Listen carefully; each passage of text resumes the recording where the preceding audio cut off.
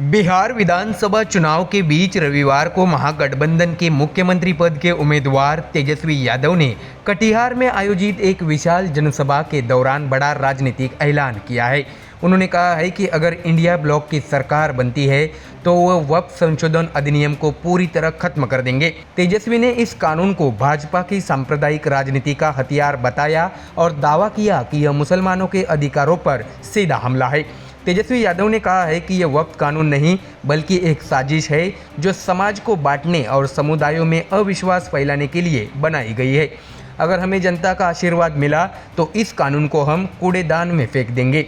दर्शकों, आपको बता दें कि तेजस्वी यादव ने अपने भाषण में अपने पिता और आरजेडी प्रमुख लालू प्रसाद यादव का जिक्र करते हुए कहा है कि उन्होंने हमेशा सांप्रदायिक ताकतों से लड़ाई लड़ी है।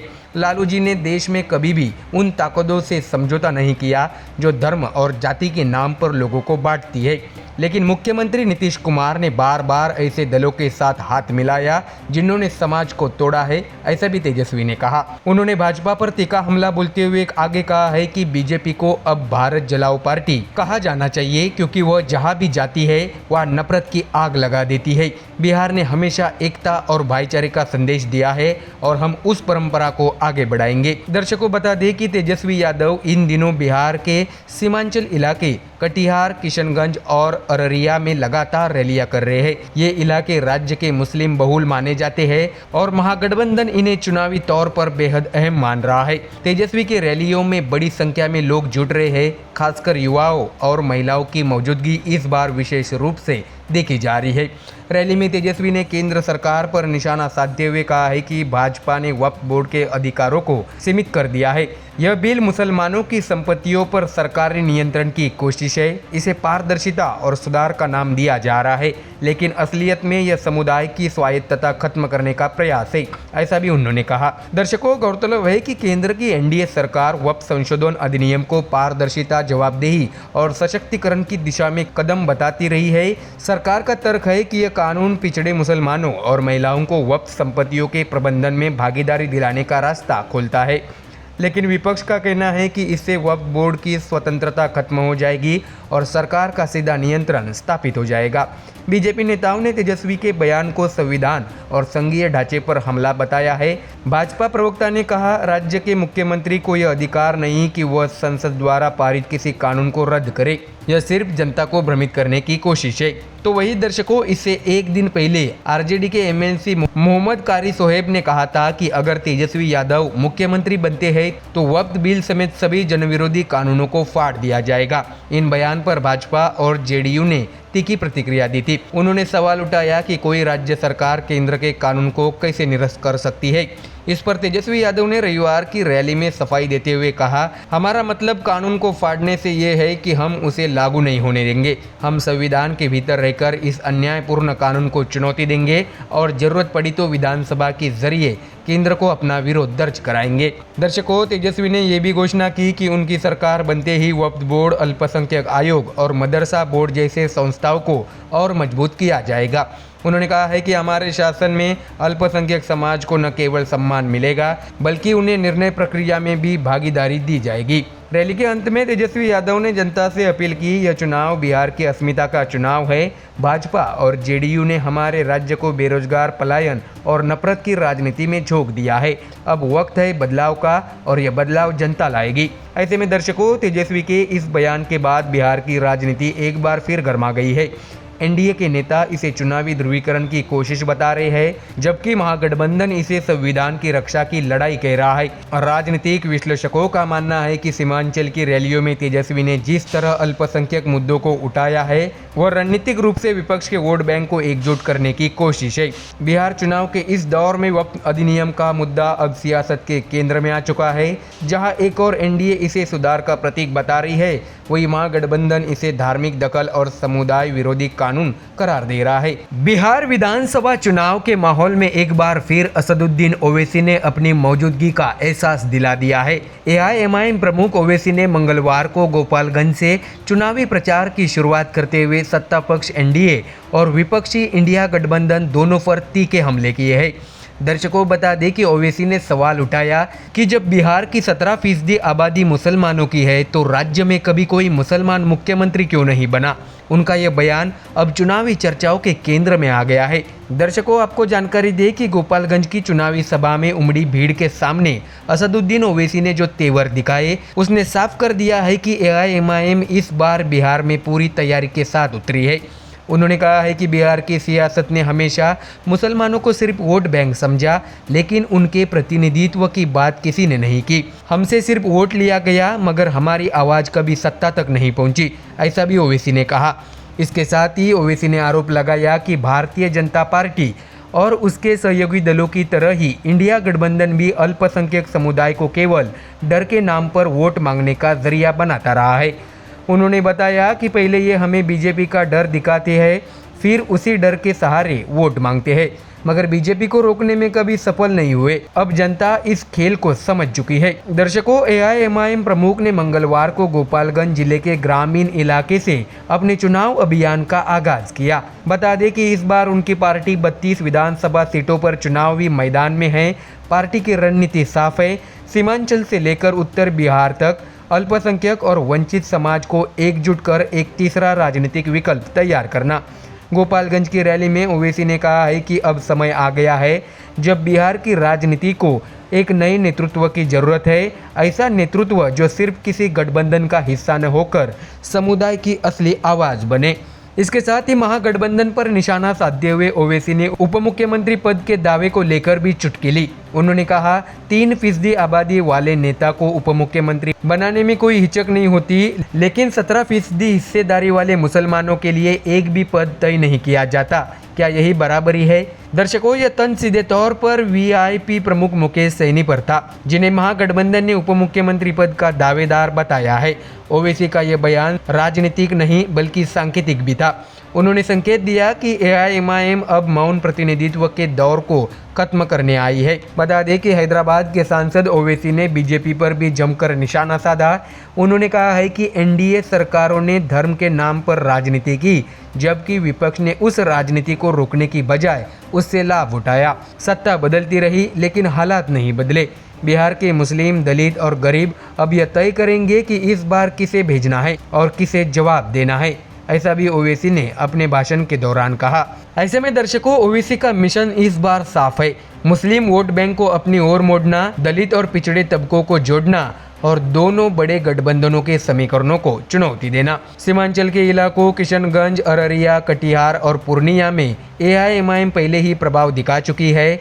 अब पार्टी की नज़र उन इलाकों पर है जहां मुस्लिम आबादी प्रभावशाली है लेकिन राजनीतिक प्रतिनिधित्व सीमित रहा है, जैसे गोपालगंज, दरभंगा, सिवान और पटना ग्रामीण क्षेत्र। ऐसे में दर्शकों ओवैसी के भाषण ने बिहार के चुनावी माहौल में नई हलचल पैदा कर दी है। उनका मुस्लिम मुख्यमंत्री क्यों नहीं वाला सवाल अब सियासी गलियारों में चर्चा का विषय बन चुका है। जहां एनडीए और इंडिया गठबंधन दोनों जातीय और क्षेत्रीय संतुलन साधने में जुटे हैं, वही एआईएमआईएम का यह मुद्दा उन्हें असहज कर सकता है। बता दें कि बिहार की 243 विधानसभा सीटों पर नवंबर में मतदान होगा। ऐसे में एआईएमआईएम का यह दमदार आगाज और ओवैसी के तीखे तेवर चुनावी समीकरणों में हलचल मचा सकते हैं। कई राजनीतिक विश्लेषकों का मानना है कि अगर ओवैसी सीमांचल के अलावा पश्चिम बिहार के इलाकों में भी वोट ट्रांसफर करने में सफल रहे तो मुकाबला त्रिकोणीय हो सकता है। ऐसे में दर्शकों गोपालगंज की रैली से शुरू हुआ यह अभियान अब सीमांचल और मगध के रास्ते पूरे बिहार में फैलने वाला है। ओवैसी के तेवर और उनके सवाल बताते हैं कि एआईएमआईएम इस बार मैदान में सहयोगी बनकर नहीं बल्कि मुख्य खिलाड़ी बनकर उतर रही है। बिहार की इस सियासी जंग में अब मुकाबला सिर्फ वोटों का नहीं बल्कि पहचान और हिस्सेदारी की लड़ाई बन गया है। ऐसे में अब देखना यह है कि क्या ओवैसी का यह नया नैरेटिव जनता के दिल तक पहुंच पाता है या नहीं। तो दर्शकों फिलहाल इस खबर में इतना ही। देश और दुनिया की बाकी और खबरें जानने के लिए जुड़े रहिए हमारे चैनल MDR न्यूज़ के साथ। धन्यवाद। बिहार की सियासी फिजा इन दिनों गर्म है। विधानसभा चुनाव नजदीक आते ही नेताओं के बीच आरोप प्रत्यारोप का दौर तेज हो गया है। इसी क्रम में मुख्यमंत्री नीतीश कुमार ने विपक्षी महागठबंधन के घोषणा पत्र पर सीधा निशाना साधा है। उन्होंने बिना नाम लिए राष्ट्रीय जनता दल यानी आरजेडी पर हमला बोलते हुए कहा है कि जो लोग अब युवाओं को सपने दिखा रहे हैं वही कभी राज्य के संसाधनों को लूटने में मशगूल थे। दर्शकों, आपको जानकारी दें कि मुख्यमंत्री नीतीश कुमार ने सोशल मीडिया प्लेटफॉर्म एक्स पर एक पोस्ट साझा करते हुए जनता से अपील की है। उन्होंने लिखा है कि मेरा अनुरोध है कि किसी भ्रम में न पड़े। हमारी सरकार ने जो आपके लिए किया है उसे याद रखिए। आगे भी काम हम ही करेंगे। हम लोग जो कहते हैं उसे पूरा भी करते हैं। नीतीश कुमार ने कहा है कि उनकी सरकार ने हर वर्ग के उत्थान के लिए नीतिगत फैसले लिए हैं। विकास, शिक्षा और रोजगार के मोर्चे पर राज्य ने उल्लेखनीय प्रगति की है। 2005 से पहले बिहार की हालत बेहद खराब थी। दर्शकों, आपको बता दें कि सीएम ने याद दिलाया कि 2005 के पहले का बिहार बदहाली, पलायन और भ्रष्टाचार का प्रतीक बन चुका था। उस दौर में युवाओं को सम्मानजनक नौकरी नहीं मिलती थी। उन्हें रोजगार की तलाश में दूसरे राज्यों का रुख करना पड़ता था। वही बिहारी पहचान ही उनके लिए अपमान का कारण बन जाती थी, ऐसा भी उन्होंने कहा। नीतीश ने दावा किया कि 2005 के बाद स्थिति में ऐतिहासिक सुधार हुआ है। बिहार के युवाओं को अब आत्मसम्मान और अवसर दोनों मिले हैं। मुख्यमंत्री ने पूर्ववर्ती सरकारों पर हमला बोलते हुए ये भी कहा है कि 2005 से पहले सरकारी नौकरियों में न पारदर्शिता थी न नियम। अगर कोई भर्ती निकलती भी थी तो वह सौदेबाजी की भेंट चढ़ जाती थी। सरकारी कर्मचारियों को न तो नियमित वेतन मिलता था न पेंशन। कामकाज का माहौल पूरी तरह बिगड़ा हुआ था। नीतीश कुमार ने आगे कहा है कि उनकी सरकार आने के बाद न केवल प्रशासन को चुस्त दुरुस्त किया गया बल्कि सरकारी व्यवस्था में पारदर्शिता और जवाबदेही लाई गई। नीतीश कुमार ने यह भी बताया कि जब 24 नवंबर 2005 को उन्होंने सत्ता संभाली तो उनकी पहली प्राथमिकता शिक्षा सुधार थी। हमने तय किया कि बिहार की तरक्की का रास्ता शिक्षा से होकर ही जाएगा, इसलिए हमने स्कूलों और कॉलेजों के बुनियादी ढांचे में सुधार किया, ऐसा भी उन्होंने कहा। नीतीश ने बताया कि राज्य के हर जिले में इंजीनियरिंग कॉलेज, पॉलिटेक्निकल और आईटीआई संस्थान खोले गए। तकनीकी शिक्षा को रोजगार से जोड़ने के लिए कई नई योजनाएं भी शुरू की गई। मुख्यमंत्री ने कहा है कि अब बिहार के छात्र उच्च शिक्षा के लिए राज्य से बाहर जाने को मजबूर नहीं हैं। अब स्थिति ये है कि दूसरे राज्यों के छात्र बिहार आकर पढ़ाई कर रहे हैं। हमने इतने संस्थान खोले हैं कि यहाँ शिक्षा का नया माहौल बना है, ऐसा उन्होंने दावा किया। नीतीश ने यह भी बताया कि राज्य में कई राष्ट्रीय स्तर के शिक्षण संस्थान स्थापित किए गए हैं जिससे युवाओं को बड़े अवसर मिल रहे हैं। तो वही महागठबंधन पर तीखा वार करते हुए नीतीश ने कहा है कि चुनाव आते ही कुछ लोग युवाओं को सरकारी नौकरी और रोजगार के नाम पर बहकाने की कोशिश कर रहे हैं। जिनके शासन में राज्य की दशा बद से बदतर हो गई थी, अब वही लोग रोजगार देने का दावा कर रहे हैं। जनता सब जानती है, झूठे वादों से कोई भ्रम नहीं फैलेगा, ऐसा भी नीतीश ने कहा। उन्होंने जनता से अपील की कि वे झूठे दावों से प्रभावित न हों और अब तक की उपलब्धियों को देखकर निर्णय ले। नीतीश कुमार ने आगे कहा है कि उनकी सरकार ने जनता के विश्वास को बनाए रखने के लिए लगातार काम किया है। हमारे लिए राजनीति का मतलब प्रचार नहीं, काम है। हमने जो कहा उसे निभाया है। आगे भी बिहार को नई ऊंचाई पर ले जाने के लिए काम करते रहेंगे। तो दर्शकों, नीतीश का यह बयान स्पष्ट करता है कि जेडीयू इस चुनाव में अपने विकास कार्यों के बल पर मैदान में उतर रही है।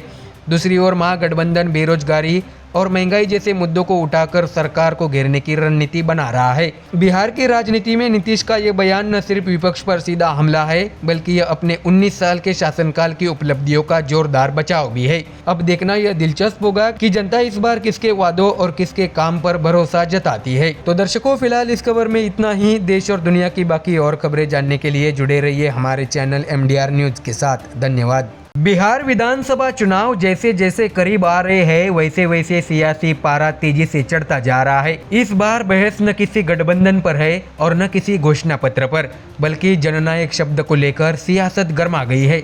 दरअसल राष्ट्रीय जनता दल यानी आरजेडी ने अपने मुख्यमंत्री उम्मीदवार तेजस्वी यादव को जननायक बताते हुए एक पोस्टर जारी किया है।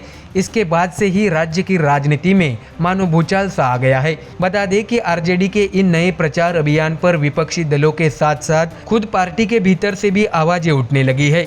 बयानबाजियों का दौर ऐसा शुरू हुआ है कि अब यह मुद्दा चुनावी विमर्श का केंद्र बन चुका है। दर्शकों, आपको बता दें कि आरजेडी के वरिष्ठ नेता और राष्ट्रीय महासचिव अब्दुल बारी सिद्दीकी ने पोस्टर विवाद पर जो कहा, उससे सियासी हलकों में खलबली मच गई है। सिद्दीकी ने मीडिया से बात करते हुए कहा है कि तेजस्वी यादव को जननायक बनने में अभी वक्त लगेगा। वो लालू प्रसाद यादव की राजनीतिक विरासत है और उसी राह पर चलने की कोशिश कर रहे हैं।